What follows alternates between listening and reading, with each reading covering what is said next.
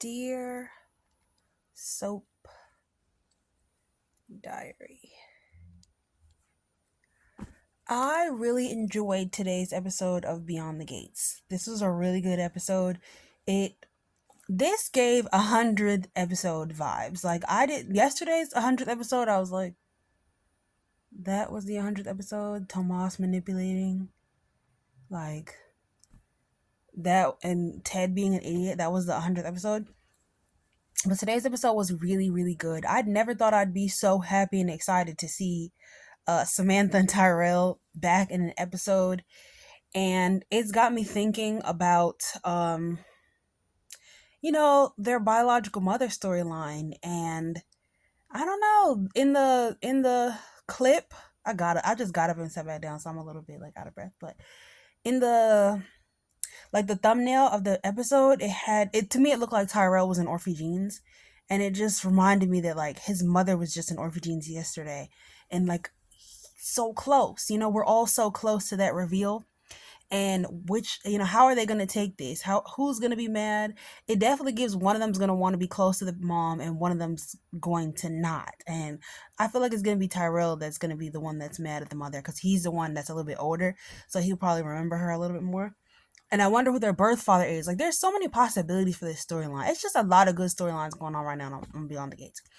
So this is the 100th episode, and so Chelsea comes in the house and she sees the Articulettes in the living room practicing, and she ends up interviewing them for her content for her Instagram and stuff. And it was just a really nice scene between the three of them, and they were so loving and warm and embraced her. And it was nice to see the Articulates in a different light, because we've watched them be so hurt and angry and upset for the last few months. It was nice to see them just be warm and loving with someone, and open and inviting, and they're like, we can be used for we're fine with being used for content.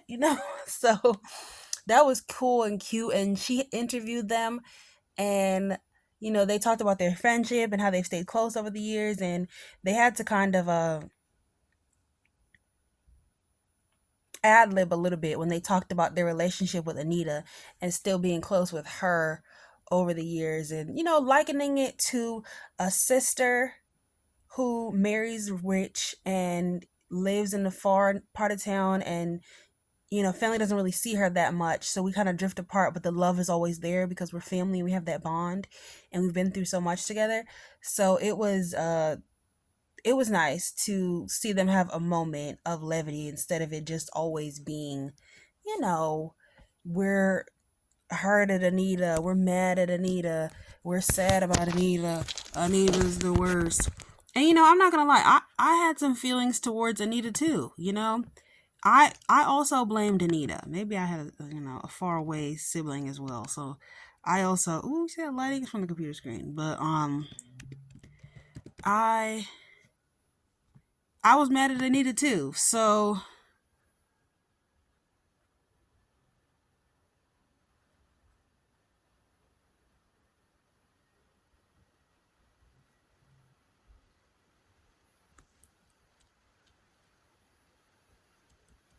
okay, so I was kind of mad at, sorry, I was reading something, but I was kind of mad at Anita too for how it seemed like she abandoned the group and didn't really want to let them have their moment where they kind of expressed their full anger at her so they could get over it. It felt like she was like, okay, I don't want to be a punching bag. Okay, you said your words. This is too much. Like, whenever they got upset with her, she was just ready to throw in the towel. And so I, I, it was good to watch them have that good moment and kind of reflect on things. And also for Anita, when she came back into the house, she also talk with them. So Anita came back from the country club and she talked with them, and kind of, they all took responsibility for where they fell short with the whole kicking Barbara out of the group situation. So that was nice to see them truly reconcile. I could finally see the wall that was between them kind of crumble, because there was a wall between them, and Anita did come off in a sense like it was a little bit of a charity case for her, like righting her wrongs, trying to make up for her past, but also like she feels bad for them. She knows she could do a concert, Anita Dupree one night only and sell out. She didn't need them. So her bringing them into it, it definitely seemed like, just trying to, put a little money in their pockets. But that moment where they were all together in the living room, it just felt like they were had reunited truly and officially. And when they do this press tour and they talk about Barbara, I think it's going to be a lot of healing for them, because they're going to finally be able to talk about her freely without all the guilt, and everybody can own up to their part in what they did, and Dante Green and everything like that. And so they can all move forward into a better life in future, and maybe we can see the Articulettes more, and maybe they'll be a part of this show. We'll meet their families. I don't know, I just think it's really nice. I thought it was overall like a great episode. This to me should have been the 100th episode, because yesterday's episode didn't even have Vernon and Anita in it. This episode was great. I loved it. There was no Eva, and there was no Leslie, and there was no Ashley. Oh my god, thank god. There was no Andre, there was no Derek or any of that. No fighting about Derek, no hospital scenes about Derek, no, unfortunately, Doug, Vanessa, Joey. Like, it was just strictly Dupree's today. It was all about the Dupree's, which is what we wanted to see. We had a whole complete Dupree focused episode, and I very much enjoyed it. The Duprees were on full display today, and I enjoyed it. So the next Dupree scene that I would like to talk about, they sang. I wanted to say that they sang. The Articulettes sang a little bit in the interview with Chelsea, which I loved, and they were like, if you mix and switch this a little bit around and sample, this could be like a little TikTok trend. Like, we could get the girls really popping on social media if you really want to intermix the generations. And I loved it, because Chelsea is a social media superstar, and I love how they're bringing that into the show, because social media is such a huge part of our lives today. And Chelsea talking about Gen Z meet R&B. Chelsea, you are Gen Z. Apparently, according to the show, Chelsea's born in like 2002 or something. So, and Naomi is born in like 1999. So, which means they got married around like 97, 98. I wonder how old Danny is. She got married in 19. Let me do that math later. But, I mean, Danny's like born in like 1980, 1979. Makes sense. Let's see. So, yeah, it was nice. It was really, really nice. And they got to incorporate that, and we got to see the power of social media, with Chelsea being a huge social media influencer, and everything she does going viral. And she's gonna make this go viral. She's gonna flip this for them and get get Sharon and Tracy a bag. Sharon and Tracy was really good this episode, and they had I always say this, but I love Tracy's hair. I love her hair, whatever it is, if it's wig, extensions, whatever, it looks beautiful. I think it's hers. It's giving scalp. I love it. And they sound like a beautiful church choir. And they talked about what they'd been doing these last few years, and it was really nice, because it didn't sound as sad and as horrible as they, when they talked to Anita about it. They were like, I've run a church choir and I sing on cruise ships and nightclubs. They made it sound beautiful and full of passion and meaning and love, and that music continues to find them no matter where they go. It was beautiful. The Articulettes were articulating today, and I enjoyed this episode fully, completely, and thoroughly. Then we had the scenes with Danny and Naomi, where she's like, I've been, hiding something from my marriage. She's like, we could find you a better outfit too from what you got on. Because apparently she sees it how we see it, that Naomi's fashion choices be a little when it comes to the big event. So hopefully everybody steps correctly when they're at this concert. Danny is so cute with her teeny tiny little boobs. They just look so cute and perfect on her. They just so fit her. Like, we just love it. Danny is perfection. So she has that scene, and she's like, I can't believe they don't trust me. But then she realizes, like, it really wasn't about her. It was about cluing Naomi in on the whole thing, so that she can run interference for them with Jacob, so that Jacob doesn't take this thing all the way to hell and put everybody in prison. What else? So she was doing that for them. So she's like, oh, that's why they let you know, and it wasn't about me, It's not always about you, Danny. And I mean, to me it is, but not to everybody, I know this is your world, we're just living in it, but not right now. So,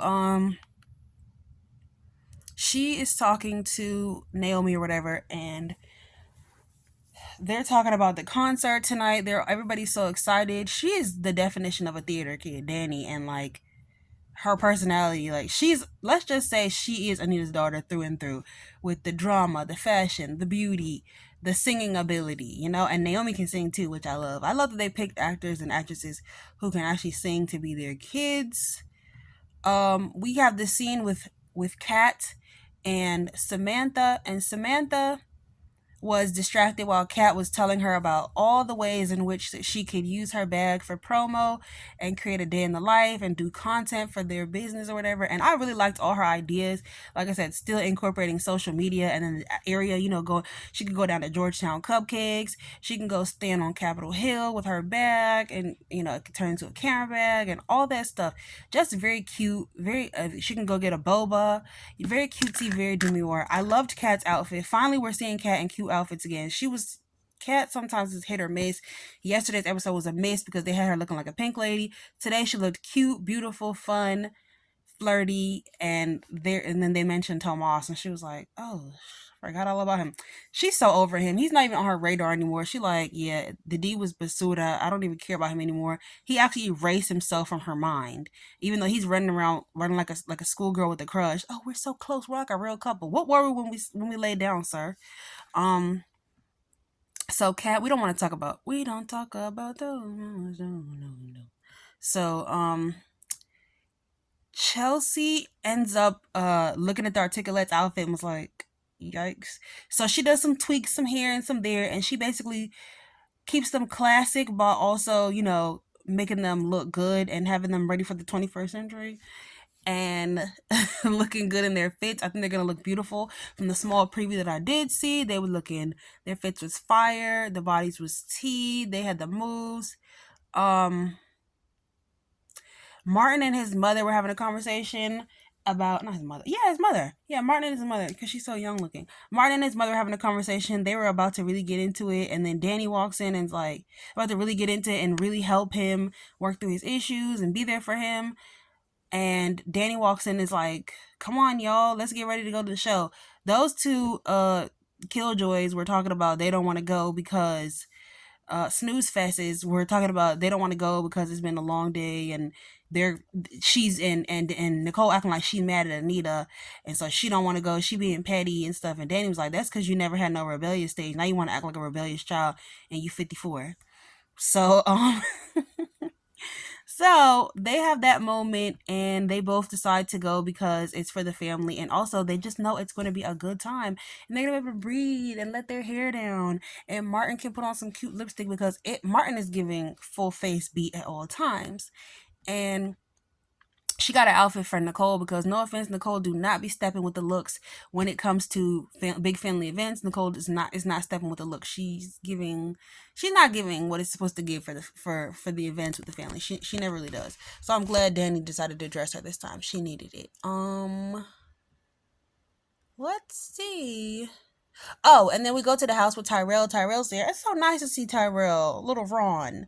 So he's there trying to convince his father, Smitty, to come to the Articulettes concert. And Smitty's like, no, I don't want to make it awkward, blah, blah, blah. And Tyrell's coming up with some good points. Like, this is about the family. Like, just pay attention to the show and have a good time. Like, don't let it ruin everything. Like, this is for Gran, put it aside. And he's like, oh, it's gonna be awkward. Smitty, please, we actually all like you, the audiences will, and you're very handsome. Okay, come to the show and show your support for Anita because everybody accepted you.